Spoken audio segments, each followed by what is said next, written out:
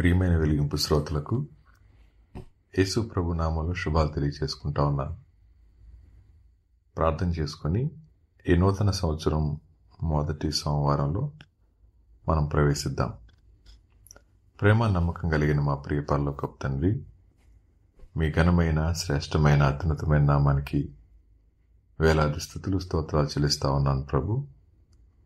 మరొక సంవత్సరం తొలి సోమవారం ఉన్న దేవా, మేము ప్రవేశపెట్టబడ్డాన్ని మీ ప్రభు చూపించారు. దేవా, మీరు ఎంతైనా నమ్మదగిన దేవుడు. దేవ, ఈ సంవత్సరం అంతట్లో కూడా జరగబోయే ప్రతి ఎపిసోడ్ని మీరు మా అందరికీ దీవెనకరంగా చేయండి. మా శ్రోతలైన వారు ఈ మాటల చేత ఆదరించబడటానికి, ఓదార్చబడటానికి, ధైర్యపరచబడటానికి, పురికొల్పబడటానికి, విశ్వాసంలో మంచిగా ముందు కొనసాగలగడానికి అనుకూలమైన వాక్య భాగాలను మా అందరికీ అనుగ్రహిస్తూ రమ్మని, ఈ సమయాన్ని మా అందరికీ దీవెనకరంగా చేయమని వేడుకుంటూ యేసు ప్రభు నామంలో అడిగి వేడుకొని ప్రార్థిస్తున్నాము తండ్రి, ఆమెన్. ప్రియ శ్రోతలు, చూస్తుండగానే 2025 సంవత్సరంలో కూడా ఒక 7 దినాలు మనకు గడిచిపోయినాయి. ఇంతవరకు మనందరి జీవితాల్లో క్రొత్త సంవత్సరం ఛాయలన్నీ కూడా కనుమరుగైపోయి ఉండాలి. అయితే ఈ సంవత్సరం ఈ తొలి దినం అంటే మనం ఈ 2025 సంవత్సరం జనవరి మాసంలో మొదటి సోమవారం రోజు మనం ఆరంభించుకోబోతుండగా మనమందరం కూడా గుర్తుపెట్టుకోవాల్సింది, ఈ సంవత్సరం ఎలా ఉండబోతా ఉందో, ఏ సమాచారం తీసుకురాబోతా ఉందో, ఎటువంటి వేదన తీసుకురాబోతా ఉందో మనకు తెలియదు. కాబట్టి తెలియని దాని గురించి కంగారు పడటం అంత మంచి విషయం కాదు. ప్రతి మనిషి ఏమనుకుంటారండి అంటే, మనకి అవసరం రాకముందే దేవుడు అన్ని సమకూరిస్తే బాగుండు అని. సహాయం అవసరం రాకముందే సహాయాన్ని సిద్ధపరిస్తే అది మనకి ఎలా అర్థమవుతుంది చెప్పండి? అంత మాత్రమే కాదు, మన మార్గంలో ఎటువంటి అడ్డంకులు ఏర్పడబడకూడదని ఆలోచిస్తూ ఉంటారు. ప్రయాణం మొదలు పెట్టకుండా అడ్డంకుల గురించి ఆలోచిస్తే అది ఎంత ప్రమాదం. కాబట్టి మనకి ఎప్పుడు అవసరం ఏర్పడుతుందో అప్పుడు మాత్రమే దేవుడు తన హస్తాన్ని చాపుతారు. ఎప్పుడు అవసరం ఏర్పడుతుందో అప్పుడు మాత్రమే దేవుడు మనకి హస్తాన్ని చాపుతారు. అప్పుడు మాత్రమే ఆ అవసరతల్లో దేవుని హస్తం యొక్క విలువ మనకు అర్థమవుతుంది.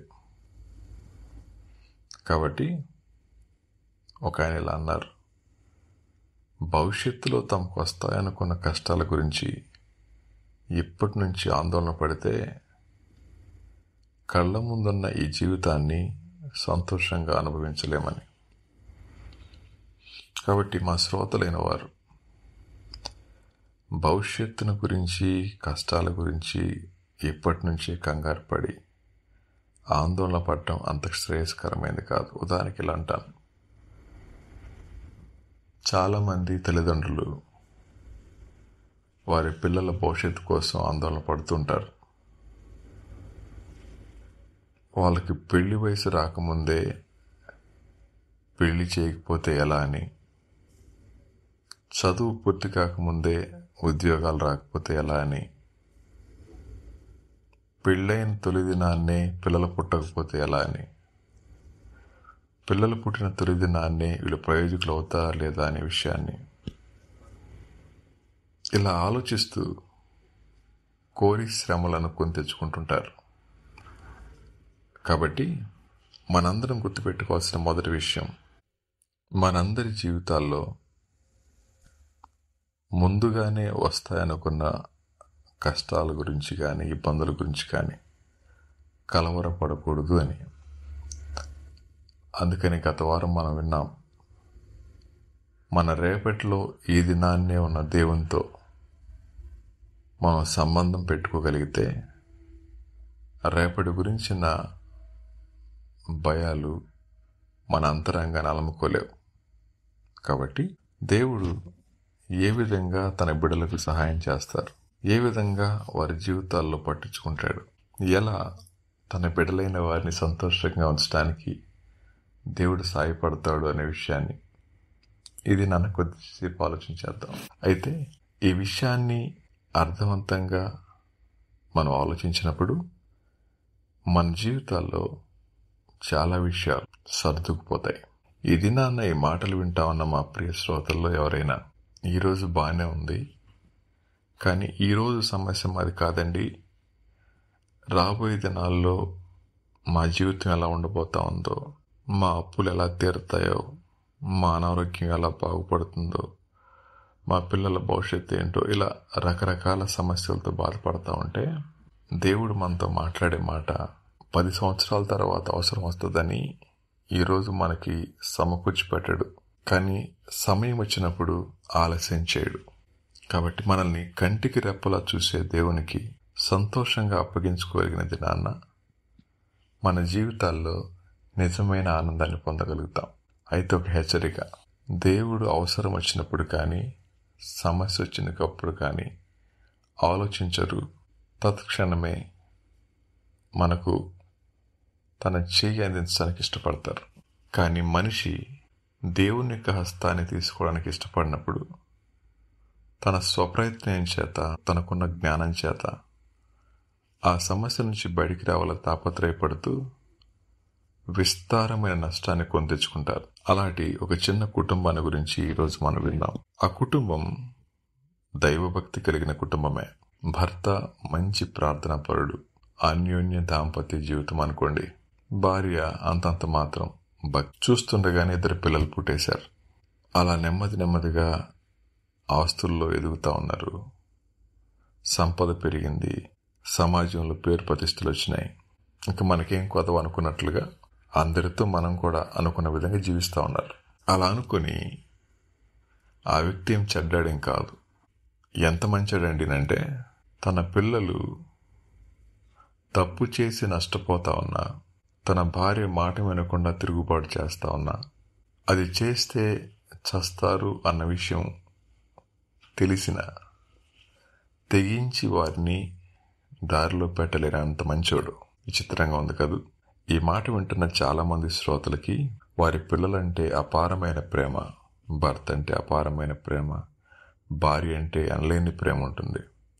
ఎంత ప్రేమ అండినంటే వాళ్ళ అవిధేయత వీరి అంతరంగాన్ని కోసేస్తూ ఉన్నా, లోపల రక్తం స్రవిస్తా ఉన్నా పైకి మాత్రం ఆనందంగా కనబడుతున్నట్లు నటిస్తూ ఉంటారు.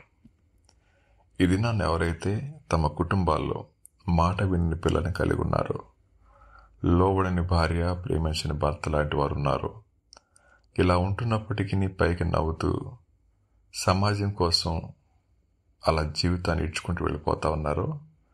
అటు వారికి ఒక హెచ్చరిక తీసుకోవాలి. కొన్నిసార్లు కొన్ని కుటుంబాల్లో ఇలాగే జీవిస్తూ ఉన్నప్పుడు ఎవరైతే యథార్థంగా నమ్మకంగా జీవిస్తారో వారిని మిగిలిన వారు ఏమంటారండి అంటే, మా అమ్మకి చేతస్థమండి, మా నాన్నగారికి చేతస్థమండి, ఎప్పుడు ప్రార్థన అంటారు, భక్తి అంటారు, పాటలు అంటారు, దేవాలయం అంటారు, ఏంటో ఈ రోజులు ఇలాంటి వారిని చూస్తాం అనుకోలేదు అని జాలి పడతా ఉంటారు, సానుభూతి పడతా ఉంటారు. కానీ వారు చేసే భక్తి వీరి సానుభూతి కోసం కాదని, వారి యొక్క మౌనం చేతగానితనం కాదని, వారు దేనికైతే సమర్పించుకున్నారో ఆ విషయాలు వారి జీవిత గమనాన్ని మార్చబోతా ఉన్నాయన్న విషయం వారికి అర్థమయ్యేసరికి జరగవలసిన నష్టం జరిగిపోతుంది. అలాగే మనం చెప్పుకుంటున్న ఈ చిన్న కుటుంబంలో కూడా అన్ని దినాలు ఎలా ఉండవు కదండి. జీవితం సజావుగానే సాగుతోంది. ఆడింది ఆట, పాడింది పాట, కోరుకున్న మూట అన్నీ సమకూర్చబడతా ఉన్నాయి. ఇలాంటి పరిస్థితుల్లో ఒక రోజున దేవుని యొక్క కోపం ఆ గ్రామం మీద పడబోతా ఉంది. పడబోతున్న సమయంలో మనం అనుకున్నాం కదా, ఆపద ఎప్పుడో వస్తుందని ఈరోజు కాదు ఆయన హస్తం చాపేది. ఎప్పుడు ఆపద ఎదురైతే ఉందో, ఎప్పుడు అవసరత ఎదురవుతుందో అప్పుడు ఆలస్యం చేయక వెంటనే మనల్ని హత్తుకునేవాడు మన ప్రభు. అలాగే కుటుంబానికి చేయూతనివ్వడానికి, వారిని క్షేమంగా కాపాడటానికి స్వయాన పరలోకం నుంచి దూతలే దిగొస్తాయి. మీకు అర్థమైంది కదా ఎవరు? అదేనండి లోతు కుటుంబం.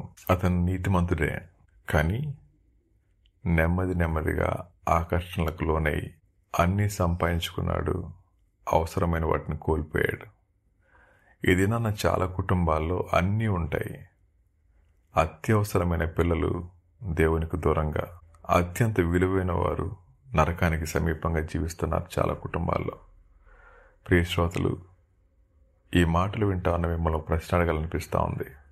మీరు లోతు గారి స్థానంలో ఉంటే మీ పిల్లలు లేదా మీ భార్య లేదా మీ భర్త ఉప్పు స్తంభం స్థానంలో ఉంటే ఊహించండి ఎంత భయంకరమో.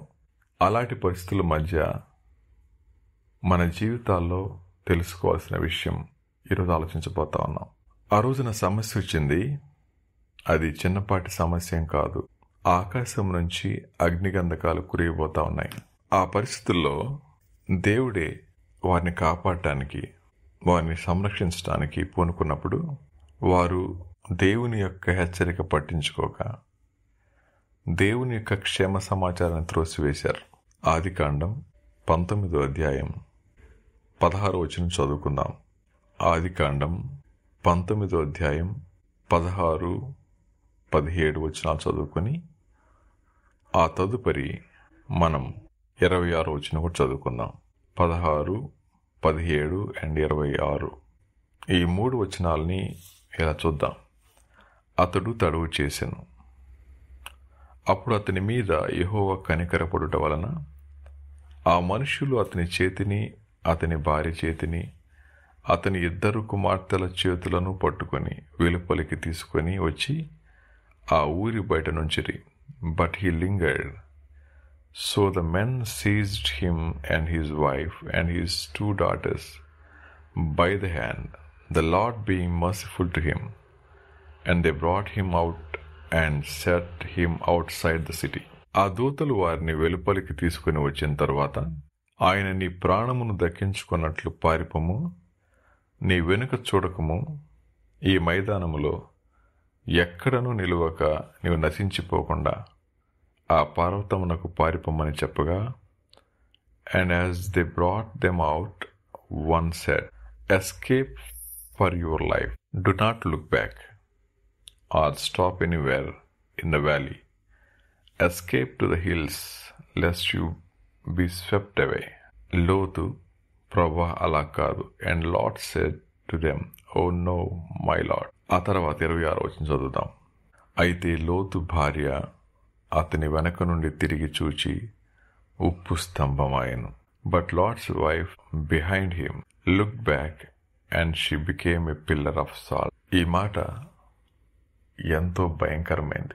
మంచివారే, అన్ని సంతృప్తిగా సంతోషంగా జీవిస్తున్న వారే అవసరమైన వేళలో దేవుడు హస్తాన్ని అందిస్తే స్వయాన పరలోకం పట్టించుకొని వారిని విడిపించడానికి క్రిందికి వచ్చి దేవదూతలే తమ హస్తాలు పట్టుకొని బయటికి లాక్కొచ్చిన వారు తిరిగి ఏ పని అయితే చేయొద్దు అని దేవదూతలు చెప్పారో ఆ పని చేసి నష్టపోయిన ఒక ఆవిడ మనకిస్తున్న సాక్ష్యం ఏంటి అని అంటే, మీరు ఊహించండి, ఊహ మాత్రమే. లోతు గారి భార్య చివరగా మాట్లాడిన మాట ఏమై ఉంటుంది చెప్పండి? ఇది బైబిల్లో లేదు. ఒకళ్ళు ఇలా అన్నారు, ఆ మాట అయి ఉంటుందేమో అన్నట్లుగా.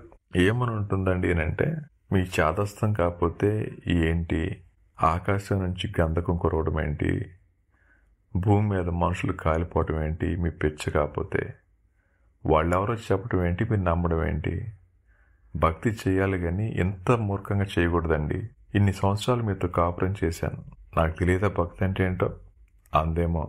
లేదా వర్షమే సరిగా తెలియదు, పైనుంచి మంటలు పడతాయంట, చాలేప్పా నేను వస్తాలే పద ముందుకి అందేమో. కారణం ఏంటంటే ఆవిడ వెనకుంది, ఈయన ముందు వెళ్తా ఉన్నాడు. వాస్తవానికి ఆవిడ ముందు వెళ్ళిపోవాలి, వెనకతల లోతు రావాలి కదా, కానీ లోతు గారు ముందు వెళ్తా ఉన్నారు, ఆవిడ వెనకెళ్తా ఉంది. వాళ్ళిద్దరు కలిసి కాపురం చేస్తున్నారు, కానీ వాళ్ళలో సఖ్యత లేదు అనే దానికి అదొక సూచన. వారిలో లోబడవలసిన భార్య వెనుదిరిగి చూడటం అనేది లోబడకపోవడానికి కారణమై ఉండొచ్చేమో కాదు. ప్రియ శ్రోతలు, ఈ మాటలు వింటా ఉన్న మన జీవితాల్లో ఒకవేళ లోబడే మనస్తత్వం లేకపోయినా, దేవుని మాటకు విలువిచ్చే ఆలోచన లేకపోయినా, దేవుడు సాయం చేసినప్పుడు దానికి లోబడి వారి జీవితాల్లో విడిచిపెట్టవలసిన వాడు విడిచిపెట్టకపోయినా నష్టం తటాలను సంభవిస్తుంది. జాగ్రత్త. ఆవిడ వెళ్తా ఉంది, కానీ వెనుదిరిగి చూసింది. దేవుడు స్పష్టంగా ఆజ్ఞ ఇచ్చారు దేవదూతల ద్వారా, వెనుదిరిగి చూడొద్దు, చూస్తే ఏమవుతావో కూడా చెప్పారు, ఉప్పు స్తంభం అవుతావని. ఒక మాట చెప్తాను, మీ అందరు ఈరోజు భోంచేశారా?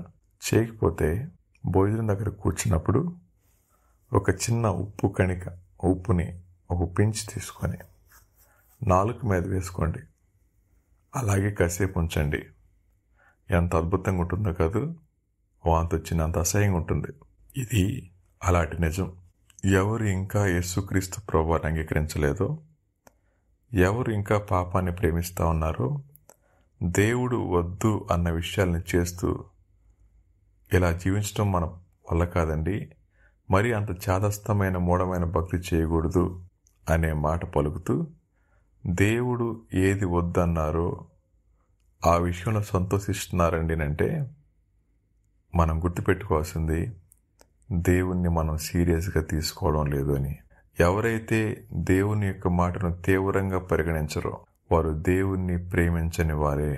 ఎవరు దేవుని యొక్క మాటను తీవ్రంగా అంటే సీరియస్గా తీసుకోరో వాడు దేవుణ్ణి ఎగతాళి చేసేవారే. ఎవరు దేవుని మాటని సీరియస్గా తీసుకోరో వారు తమ జీవితాల్ని నాశనం చేసుకోబోతున్న వారే. ఎవరు తమ జీవితాల్లో దేవుని మాటను సీరియస్గా తీసుకోరో వారు తమ జీవితాల్లో నష్టాన్ని ఆహ్వానించేవారే. శ్రోతలు, ఇప్పుడు చెప్పండి, దేవుని యొక్క హెచ్చరికని తీవ్రంగానే తీసుకుంటున్నామా? ఒకటే చిన్న మాట, ఇద్దరు భార్యాభర్తలు, భర్త దేవుని మాటను సీరియస్గా తీసుకున్నారు, తన ప్రాణాన్ని కాపాడుకున్నాడు. భార్య దేవుని మాటను తేలిగ్గా తీసుకుంది, తన ఉప్పు స్తంభమై ప్రపంచానికి ఒక పాఠం నేర్పించింది. అదేమిటో తెలుసా? నిజ దేవునితో సంబంధం చాదస్తం కాదని, నిజ దేవునితో మన సహవాసం, ఆయన మనకిచ్చే హెచ్చరిక, అది మన మీద కష్టం కాదని, మన అవసరతల్లో తన హస్తాన్ని చాపినప్పుడు ఆయన మాట మీద ఆనుకోకపోతే నష్టపోతామని ప్రపంచానికి హెచ్చరికగా ఆవిడ నిలబడిపోయింది. అయితే ఈ మాటలు వింటా ఉన్నా నా ప్రియ శ్రోతలు, దయచేసి దేవుడు మాట్లాడినప్పుడు, దేవుడు హెచ్చరించినప్పుడు, దేవుడు వద్దు అని చెప్పినప్పుడు ఆ విషయాలను, ఆ పరిస్థితులను ఎంత త్వరగా విడిచిపెట్టగలిగితే అంత క్షేమాన్ని పొందుకుంటాం. ఆమె ఊరు వదిలింది, కానీ తన అంతరంగంలో ఊరి మీద మమకారం వదలలేకపోయింది. చాలామంది తాత్కాలిక భయాల చేత పాపానికి దూరంగా ఉంటారు, కానీ అంతరంగంలో పాపాన్ని ప్రేమిస్తూనే ఉంటారు. కాబట్టి మన జీవితాల్లో తడవు చేయడం మంచిది కాదు. ఈ వారం, ఈ 2025 సంవత్సరం తొలి సోమవారం దినాన దేవుడు మనతో మాట్లాడుతున్న మాట ఏమిటి అని అంటే, ఆలస్యం చేయొద్దు, తడవు చేయొద్దు. తడవు చేయడం మన జీవితాలకు క్షేమకరమైనది కాదు.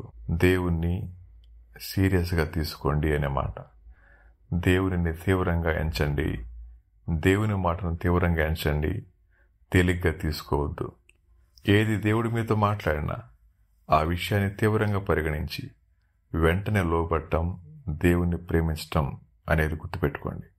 ఎవరు దేవుని యొక్క మాటకు లోబడకుండా, తీవ్రంగా పరిగణించకుండా వారు కొనసాగుతూ ఉంటారో వారు తీసుకుంటా ఉంది దేవుని తేలిగ్గా, కొని తెచ్చుకోకపోతా ఉంది తిరిగి రాని నష్టాన్ని. అలాంటి నష్టం మనకి, మన కుటుంబాలకి దాపురించకుండా ఉండాలి అంటే తడువు చేయటం మాని దేవుని మాటను తీవ్రంగా లేదా ప్రాముఖ్యంగా తీసుకొని మన ముందున్న జీవితంలో నమ్మకంగా ఆయన సేవించలాగున దేవుడే మనకు సహాయం చేయనుగాక. తిరిగి మరొక వారం మళ్ళా కలుసుకునే పర్యంతం దేవుడు మన అందరికీ తోడుగా ఉండునుగాక. ఆమేన్.